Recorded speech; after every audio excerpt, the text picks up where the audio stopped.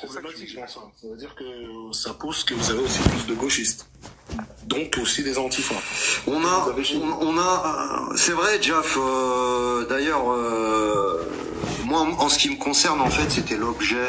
C'est marrant, en fait, que je sois taxé de Cisra par les blacks et qu'ils me mettent au même niveau que le bras droit du H.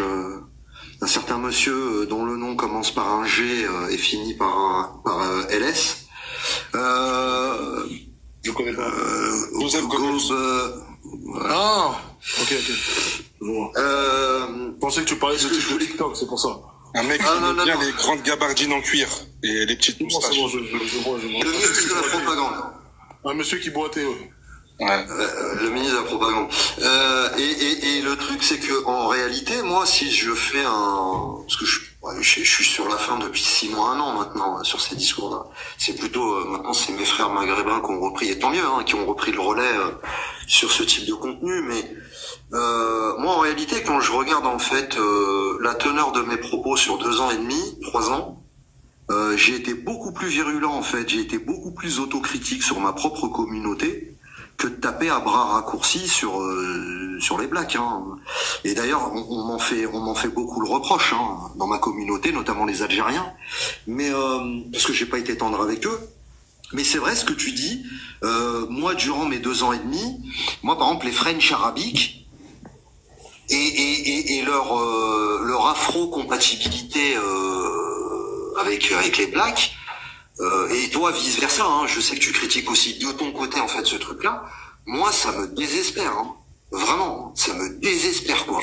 C'est-à-dire que c'est les French arabiques, c'est la quintessence du gauchisme, du vivre ensemble et c'est hallucinant. Moi, je pense que le gauchisme, c'est pas une bonne chose. Justement, en fait, il y a 2 points. Et d'ailleurs, c'est pour ça que moi, je viens vous écouter parce que déjà, il y a un point, on est d'accord. Et je crois que vous connaissez un peu plus les gens de votre communauté que moi je connais pas. Parce que je répète encore une fois, j'ai pas d'amis maghrébins et ça m'intéresse pas d'en avoir. On avait bien compris. Mais par contre, ça m'intéresse d'écouter et de comprendre en fait votre pensée. Et d'ailleurs, c'est pour ça, c'est ce que j'ai dit souvent. Avant TikTok, en fait, j'étais surpris de voir qu'il y a des maghrébins qui pouvaient penser différemment, y compris sur l'amitié entre les Noirs et les Arabes. Parce que ça, je pensais en fait que tous les maghrébins en fait c'était des lécheurs quoi. Voilà quoi, ils étaient là, on tirait mes semblables. Voilà, en gros, schématiquement, je pensais que tous les maghrébins voulaient surtout pas que les noirs les laissent parce qu'ils savaient très bien qu'en fait dans la délinquance ils allaient se retrouver tout seuls. Voilà. C'est schématique, mais c'est un peu comment je pensais. Maintenant, j'ai compris que c'était un peu plus complexe. Bon, c'est intéressant. Moi, à partir du moment, comme je vous ai dit, à partir du moment où j'ai vu qu'il y avait des antifas chez vous, j'ai compris que c'était terminé pour vous. Je vous dis la vérité, en tout cas. Mais bon, après, et deuxièmement, parce que vous avez parlé de shérif, le landou. Vous voyez, en fait, je suis désolé, c'est vrai, c'est un ado, c'est pour ça. Et à chaque fois, il me descend. Ah, t'es vache. T'as pas honte, un vendredi soir, Joao. Vas-y. Mais c'est vrai. Landou, il a dit. Mais c'est vrai, regarde. Le truc, c'est que c'est simple. Je l'ai dit même à Shérif, c'est pour ça maintenant il me fait toujours défendre, parce que moi je le dis tranquillement que c'est un ado, parce que je lui dis devant lui, à chaque fois dans ce live, je lui dis, moi tout ce que je dis en fait, je le dis dans mes lives, je n'ai jamais été hypocrite, je dis à chaque fois la même chose. En fait, c'est à cause des gens comme lui, déjà, probablement que souvent j'ai un très mauvaise, voilà, moi je sais plus maintenant à qui je m'adresse. Est-ce que moi, quand je parle des arbres, est-ce que je parle aussi des hindous? Je comprends pas, en fait. C'est quoi, en fait? Je suis face à des Avengers raciales, qu'est-ce qui se passe? C'est pour ça, moi, des fois, je me dis un peu, qu'est-ce qui se passe? À partir du moment où c'est pour ça, c'est pour ça que moi, j'ai aussi dit, bon, maintenant, je comprends plus votre histoire de métissage, du coup, vous êtes contre le métissage, mais ça va avec les hindous, qu'est-ce qui se passe? C'est là où je voulais, Non, Joao, c'est simple, je vais t'expliquer une chose. En fait, ce groupe, il a été fait un peu sur la naïveté et la confiance. Donc, j'ai pas honte de dire qu'on a été infiltré par des métis. Tu vois. Ça peut arriver. Et c'est de notre faute, On aurait dû être plus vigilant. Et le problème, c'est que, comme tu l'as dit, ça pose un problème. À partir du moment où t'es métis et que t'es pas vraiment maghrébin, t'es en contradiction avec tous nos discours. Et donc, tu peux pas faire vraiment partie de notre groupe, parce que ça voudrait dire que soit tu nous mens, soit tu mens aux gens. Et nous, on est dans une démarche de sincérité, justement. C'est-à-dire que même si on est détesté par les gens, on essaie d'être les plus véridiques possible. Et ça peut pas, tu vois, ça pouvait pas, en gros, ça pouvait pas continuer comme ça. Donc il a fallu d'une étincelle. Et heureusement qu'elle a eu lieu. Parce que comme a dit Saddam tout à l'heure, ça a permis de voir qui étaient les vrais, qui étaient les faux. Tu vois? En dehors de ça, c'est que moi, en fait, oui, voilà, moi je me dis que, de toute façon, c'est simple. Si vous créez un groupe et il y en a qui sont pas dans votre idéologie, au final, ça va se briser, ça c'est forcément sûr. Maintenant, comme j'ai dit, moi je vous dis ça de loin. Moi je regarde, moi j'aime bien débattre avec vous parce que, dans le fond, on est d'accord sur la séparation. Moi, j'attends pas que des Maghrébins m'apprécient, comme j'espère que les Maghrébins n'attendent pas que je les apprécie parce que ça n'arrivera jamais. Enfin, je peux les apprécier. Justement, on t'apprécie justement parce que tu nous apprécies intellectuellement. C'est ça, intellectuellement, oui. Je peux trouver que il y a du débat et tout ça, même dans les idées, je trouve. Mais apprécier, comme j'ai dit, comme certaines personnes, comme voilà. Par exemple, quand même quand je critique les Noirs, voilà, je critique énormément mes semblables. Mais je t'ai déjà dit, j'aime pas le dire en fait devant les gens de TikTok parce que j'ai pas envie que les gens pensent que je suis un Wakandais. Mais en vrai, quand je critique les Noirs, c'est parce que je les aime. J'ai envie qu'ils changent. Les Maghrébins, c'est pas pareil en fait. C'est pas pareil. Vraiment, j'ai aucun amour pour les Maghrébins. Vous n'avez pas idée à quel point. Aucun, zéro. Mais par contre, ce que je compris, c'est que ce qui est bien, c'est que vous faites un bon combat pour vous. Et que vous poussez à cette séparation. Mais si vous faites intégrer, si dans votre groupe il y a des hindous, c'est normal qu'après à la fin. Ouais, mais Jaff, le problème, si tu veux, c'est que et c'est le cas en fait de 90%, pour pas dire 90%. Enfin, j'ai pas les chiffres. Hein. C'est au doigt mouillé que je dis ça, mais que l'immense majorité des utilisateurs de TikTok souhaitent rester dans l'anonymat. Et c'est un choix qui est tout à fait respectable, parce que quand on voit les cinglés en fait qu'il y a sur les réseaux sociaux, les gars, on est quand même dans un pays qui s'appelle la République française et qui a un sacro-saint principe qui s'appelle la liberté d'expression. Sauf que tu as des French arabiques et des French africaines qui eux ne l'entendent pas de cette oreille. C'est-à-dire que toi ou moi, Jaff, s'il pouvait avoir, je vais le dire en verlan pour pas être truqué, parce que sinon je vais être striké, s'il pouvait avoir nototé sur une pique, tu vois. Donc le problème c'est que quand tu diffuses des idées, tu restes anonyme. Et le problème, c'est quand tu fais rentrer, et ça c'est de ma faute parce que c'est moi qui ai créé le groupe Telegram. Et aujourd'hui, les gens qui nous crachent à la gueule, c'est les gens à qui j'ai fait 3-4 invitations. C'est-à-dire en fait, il y a des mecs là aujourd'hui qui pleurnichent, qui sont même pas des Maghrébins génétiquement purs, on va dire à 100%, et à qui j'ai envoyé 3-4 invitations. J'ai insisté en fait pour qu'ils rentrent dans mon groupe Telegram. C'est ça que ces gens ne disent pas en fait, ou qui semblent ignorer ou oublier, pas ignorer plutôt, mais oublier. Donc le truc c'est que frérot, quand tu crées un groupe Telegram par affinité, tu ne sais pas qui rentre dans ton groupe. Moi je sais pas, le mec il se dit maghrébin. J'ai pas été faire un test de colorimétrie ou de colorométrie, je sais pas comment on dit ça, peu importe. T'as compris l'idée, pour savoir si le mec c'est un Marocain, un Algérien, un Tunisien quoi. Le mec est venu, il a dit moi je suis Marocain. Je vais vous dire un truc, excuse-moi d'avoir coupé. Mais moi je vais dire un truc parce que par exemple en privé sur TikTok, par exemple, on a eu moi j'ai pas envie de pousser sur ça, mais en gros il y a certaines personnes qui ont mon numéro. Il y en a un qui m'a demandé mon numéro, j'ai demandé d'abord son Telegram parce qu'en fait j'avais des doutes qu'il soit maghrébin, tout simplement. Donc je lui ai demandé sa gueule et je l'ai bloqué, voilà. À partir du moment où j'ai vu que c'est un maghrébin, je le bloque. C'est parce qu'en fait, c'est simple. Moi je sais pas pourquoi, même en privé, par exemple, je sais pas, après moi je me suis jamais caché, même sur ces réseaux, j'ai déjà montré ma gueule, je m'en fous, j'ai même montré sur YouTube, moi je me cache pas, mais après c'est bien facile, j'habite pas en France. Comme j'ai dit, moi ce que j'ai pas compris par exemple avec l'hindou là, le menteur, c'est que l'hindou, par exemple quand je parlais des quartiers pourris qui puent la pisse, il m'expliquait qu'il y habitait pas. C'est intéressant quand je vois ce feu qui se fait attraper par les mêmes voyous, quartier pourri qui pue la pisse. Moi, je sais pas si je critique un quartier pourri qui pue la pisse, c'est parce que je sais que j'y habiterai jamais de ma vie. Je suis père de famille, en fait. Je préfère être SDF que d'habiter dans un quartier qui pue la pisse. Je vous dis la vérité. Je suis totalement d'accord. Ouais, parce qu'en fait, je sais très bien qui habite là-bas, en fait. Ça ne m'intéresse pas. Je vous dis la vérité. Mes enfants, si je mets mes enfants là-bas, c'est que je n'ai aucun honneur. Je vous dis, vivre dans un quartier pourri qui pue la pisse, je préfère déposer mon passeport français et ma carte d'identité à l'ambassade ou même à la mairie, d'accord, et enlever ma carte d'identité et prendre uniquement un passeport angolais et retourner sur la terre de mes ancêtres que plutôt vivre dans un quartier pourri qui pue la pisse. Ouais. Bah c'est ça l'honneur, bien que tu restes un adversaire. Tu vois, bien, t'es même pas un adversaire idéologique parce que c'est un droitard de ton côté à toi et nous on est des droitards de notre côté. Mais c'est ça l'honneur. L'honneur, c'est ce que tu décris. C'est ça un homme qui a de l'honneur et de la dignité. Après, je dois te dire un truc. En réalité, Jeff, je sais pas ce que t'en penses, mais je pense que on s'est trompé dans notre analyse.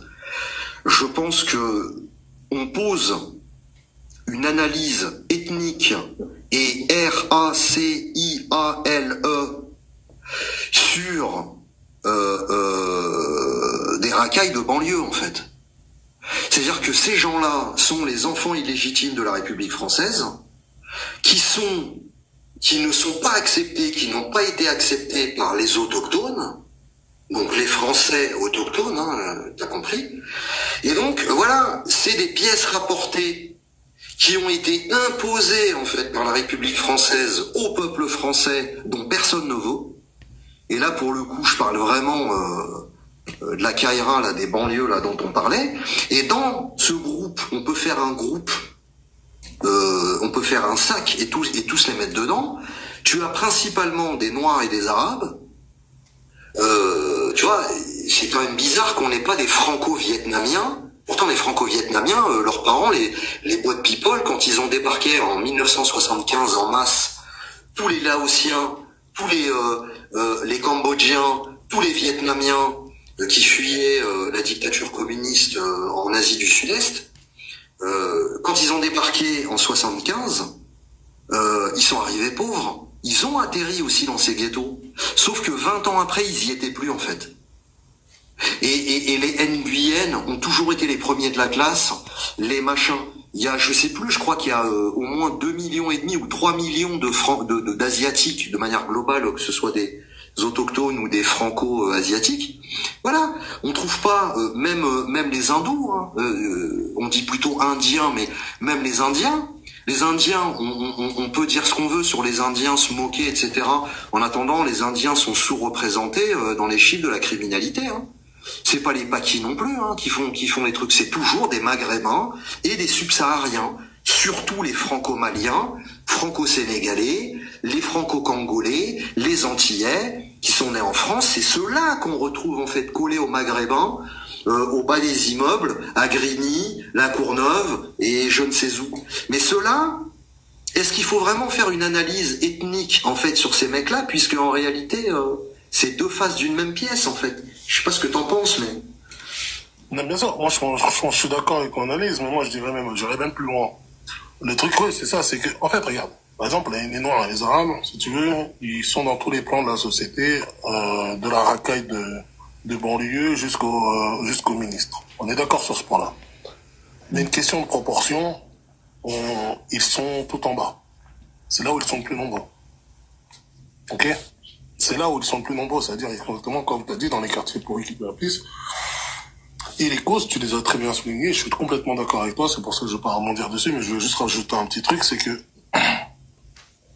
pourquoi je suis contre cette alliance absolument?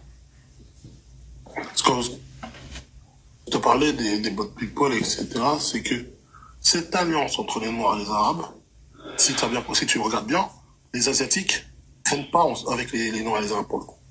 Moi, je dis souvent avec les Arabes. tout à fait. Je dis la vérité, moi je pense que c'est vos semblables qui poussent les miens dans la délinquance. Je vous dis la vérité. Je vais pas me mentir. Parce que moi, après, peut-être que c'est mon racisme qui me dicte à dire ça, mais c'est une réalité. Et en fait, que ce soit même même les juifs ne traînent pas avec vous. En fait, personne. Les seuls qui le font, c'est mes semblables. Et c'est pour ça que ça pousse dans la délinquance. Moi, je pense. Parce que pourquoi ils traînent pas avec vous? Parce qu'ils ont très bien compris que sinon on aurait dit, je sais pas, les Asiatiques, et ils traînent dans les seuls qui font ça, c'est des Indos qui vont se faire passer pour des Maghrébins, mais sinon personne traîne. C'est bec. Donc, en fait, c'est pas. Il y a beaucoup de... Je crois qu'à Polytech, il y a plus de noirs. J'ai vu plus de noirs que Ah, tu te trompes, Jeff. Vraiment. Ah, vraiment, je te jure que tu te trompes. Vraiment, hein, tu sais, tu me connais, hein, je suis quelqu'un de plutôt juste, et je peux te mettre un billet, je peux te mettre 1000 € sur la table, que, tu vas en classe prépa, des écoles d'ingé, maths sup, maths spé, et moi j'ai eu même, des potes français de souche, des droitards, même plus que droitards, qui me disaient que dans leur entourage, les gens qui faisaient maths sup, maths spé, il y avait bien 10-15% de maghrébins avec eux. Hein. Les maghrébins, ils sont très très bons en maths, hein, par exemple. Hein. Bref, je te passe là-dessus. Ce que je veux dire par là, c'est que ce sont deux communautés qui globalement ont du mal à s'élever socialement. Ça fait 50 ans qu'ils sont dans les cités, ça fait 50 ans qu'ils n'arrivent pas à décoller. Donc, en fait, si tu veux, ils copinent par la médiocrité. Mais je vais te dire un autre truc, Jeff, et je sais que là-dessus, tu vas me rejoindre. Et ça, c'est quelque chose que personne n'ose dire. C'est que les Noirs ils collent beaucoup les Maghrébins pour épouser leurs sœurs, pour se mettre avec des Maghrébines. Il y a énormément de Franco-Maliens, Franco-Sénégalais, de Congolais qui vont se convertir à l'islam. Un Congolais, à la base, c'est chrétien. Le mec se convertit à l'islam pour sa belle marocaine, belle algérienne, belle tunisienne. Il leur achète des sacs Louis Vuitton, il leur achète des bagnoles, il leur achète des chaussures Louboutin. Une paire de Louboutin, c'est 1000 € les gars. Il y a plein d'Antillais qui se convertissent à l'islam pour les beaux yeux de leurs maghrébines. Et ça y fait pour beaucoup. Il y a beaucoup de Noirs de banlieue qui sont collés aux Maghrébins parce qu'ils sont très amoureux de leurs femmes. Je le dis comme je le pense. Je sais pas ce que t'en penses. Je suis complètement d'accord avec toi, avec tous ceux que j'appelle les Noirs arabes. C'est pour ça que moi, je suis contre l'amitié entre les Noirs et les Arabes. Et j'irai même plus loin. Le métissage, c'est même pas que je suis contre, c'est que quand je vois un couple noir et maghrébin, que ce soit homme avec une femme, peu importe l'ethnie, ce que j'ai, c'est du mépris. Voilà. Je trouve ces gens-là méprisables. Parce qu'ils ont toujours les mêmes comportements. Et je vais te dire que aussi le vrai problème, c'est, je suis désolé de te dire, hein, et c'est vrai, je sais que c'est un argument que beaucoup le disent, mais le problème vient aussi de vos femmes. Qui c'est qui l'a sauté? Il a été signalé, Joao, t'as été signalé. Ouais, le H, franchement, je sais que c'est toi qui l'as signalé. Tu vois, le problème, le H, c'est que, en fait, il y a un écart d'âge entre toi et nous, en fait. C'est-à-dire que t'es encore un enfant, t'es un gamin, et tu fais joujou sur TikTok. Alors, t'as bien raison, hein, TikTok, c'est toi qui as raison, c'est du divertissement. Mais franchement, le H, voilà, j'en ai ras-le-bol de toi. Alors, Salamèche, en fait, parce que c'est un compatriote à toi et parce que aussi la pitié de toi, tu sais, on te laisse un peu, tu vois, on te truc, mais... j'étais virulent avec lui, Saddam, mais dès que j'ai su son âge, bah, je me suis... Vas-y, t'as vu, c'est un gamin. C'est un enfant, c'est un adolescent. 21 ans, t'es un adolescent. Ouais, c'est un enfant. C'est le sale gosse de l'application, en fait. Faut le laisser comme ça. Exactement. Désolé, Jeff. Je crois qu'il a d'autres comptes. Donc, éventuellement, si t'as un autre compte, n'hésite pas. Oui, c'est vrai, ouais. Il a raison. Moi, je le dis, hein. Il y a beaucoup de femmes maghrébines. Moi, j'irais même plus loin que ça, hein. Il y a beaucoup de femmes maghrébines qui, par détestation de leurs frères maghrébins, par vengeance, et parce que les mecs maghrébins représentent l'autorité patriarcale arabo-islamique, par vengeance, vont se mettre avec des Antillais, des Réunionnais. T'as des petites Algériennes, des petites Marocaines qui vont se mettre avec des Congolais les mecs, quoi. J'ai rien contre les Congolais, mais je veux dire, d'un point de vue culturel, qu'est-ce qui rapproche une Franco-Algérienne d'un Congolais, quoi? Je te dis pourquoi, ça dame, Khoya. Vas-y. Parce que Khoya, la France et le multiculturalisme, en fait, elles savent qu'elles risquent rien. In fine, tu vois. Donc c'est pour ça qu'elles se permettent, en fait, de faire à peu près ce qu'elles veulent, quoi. Ouais, mais chez le ventriloque, les Indiennes, elles vivent bien en France. Et il y a la liberté, comme pour les Maghrébines. Ouais, c'est vrai, mais Khoya, les Maghrébines, elles sont... Pourquoi les autres, elles font pas, et elles le font pas de cette manière, en plus. Parce que le métissage, en soi, ça aurait pu ne pas être un problème. Si elles étaient discrètes, et qu'elles restaient dans leur coin, qu'elles se montraient pas trop, et qu'elles s'exposaient pas trop sur les réseaux. Tu vois ce que je veux dire? Là, le problème, c'est qu'elles ont un truc de haine, tu vois. C'est des déracinées, Khoya. Elles sont plus françaises maghrébins, elles ont un truc de haine profond, tu vois, en elles, et elles cherchent à se venger. Ce qui fait qu'il y a un truc qu'elles ont besoin de faire à chaque fois. C'est de revendiquer leur relation. L'exposer, la montrer, tu vois. Et ça, nous, on est contre. Salut les gars. Je suis revenu avec un autre compte. Ouais, il n'y a pas de souci, Jeff. Je peux te couper la parole 10 secondes, Jeff? Elles ont une énorme responsabilité. Parce que c'est elles qui décident finalement de les ouvrir ou pas, quoi, entre guillemets, tu vois. On va donner la parole à Slata. Au bout du monde, c'est Slata en fait. Ouais. Slata, t'es là? Je crois que c'est toi. Ouais, c'est moi. Ouais, vas-y, Slata. Vas-y. Ouais, en fait, moi, merci, Salam. Ouais, en fait, moi, je voulais lui répondre. Je suis monté parce que j'étais pas d'accord. Quand il a dit, Zama, c'est nous, on embrigade ses frères dans la délinquance. C'est faux. C'est juste pour te donner un exemple. C'est que, en fait, c'est venu avec le rap. Le rap, ça vient des États-Unis. Et ton compatriote, il a écrit un livre, Mathias Cadet, l'effroyable imposture du rap, qui a fait que les Blancs, ils ont utilisé ça. Vous pouvez le lire, hein, le livre, hein, il est disponible sur Internet. Mathias Cadet, ouais. Mathias Cadet.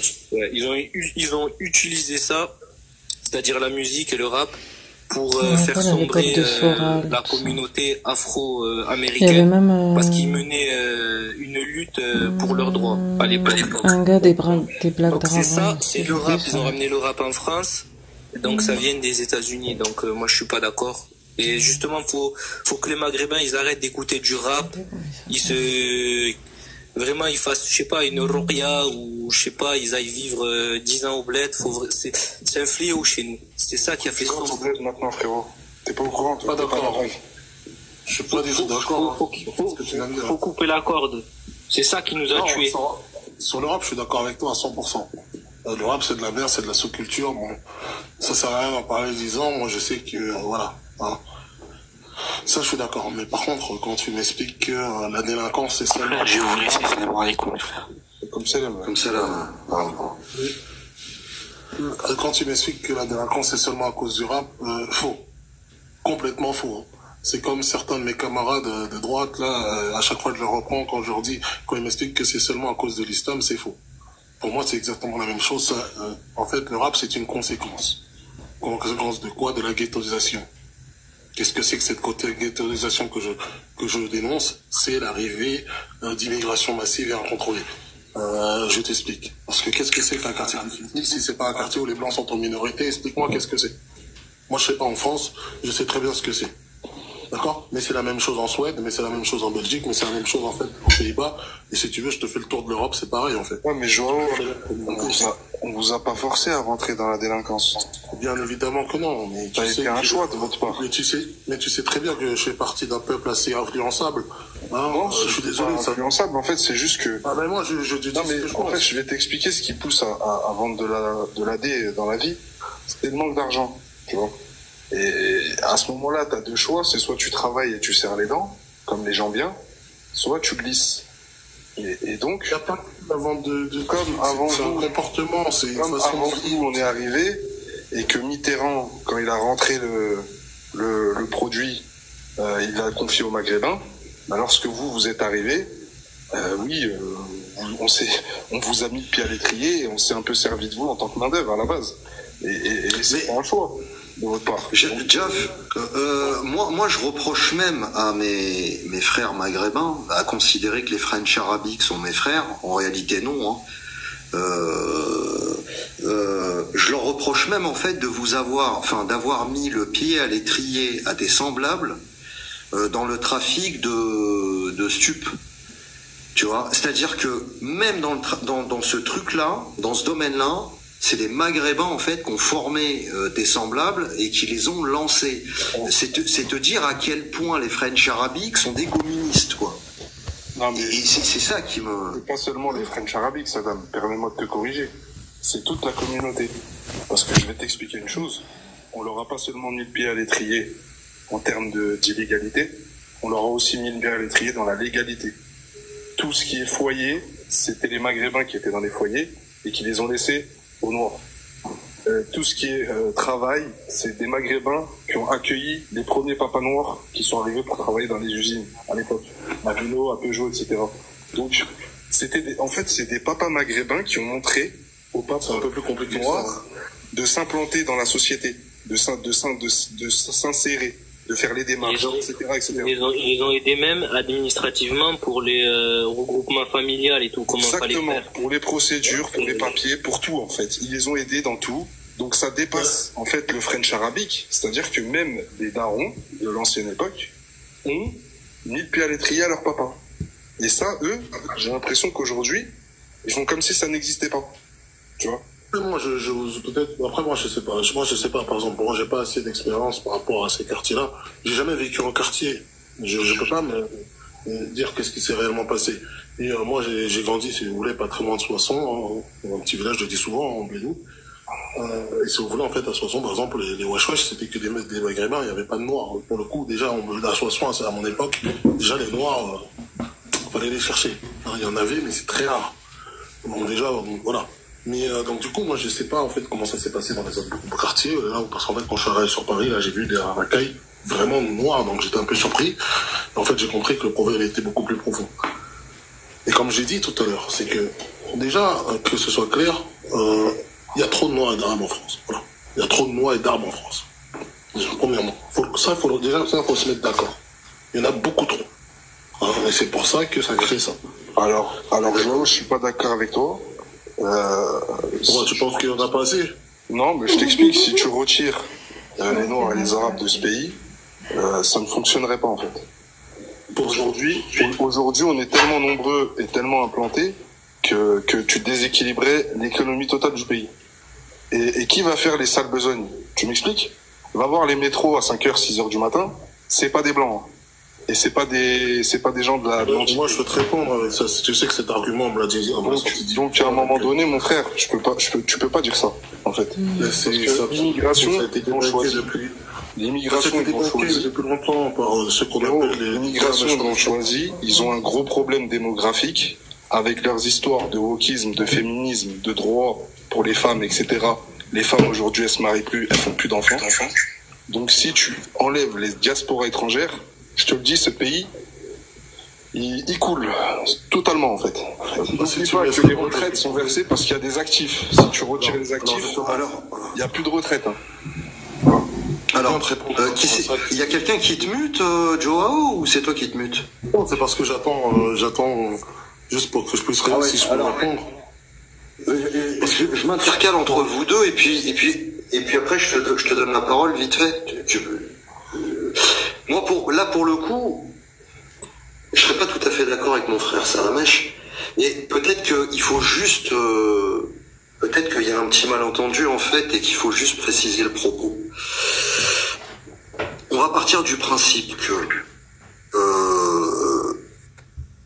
pour des Français autochtones qui voudraient conserver une France ethniquement homogène et conforme à la France de leurs arrière-grands-parents ou de leurs grands-parents, il est évident que pour moi, la politique migratoire qui a été appliquée en France, elle a été criminelle pour moi, pour le peuple français autochtone. Hein.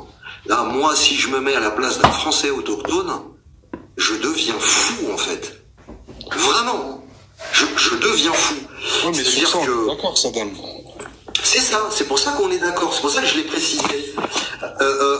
Toi aujourd'hui, effectivement, tu dis, aujourd'hui, les pièces rapportées en fait que nous sommes, noirs, arabes et d'autres, si tu nous enlèves de l'échiquier 50 ans après, effectivement, ça va créer des déséquilibres au niveau des sales boulots que personne ne veut faire, etc.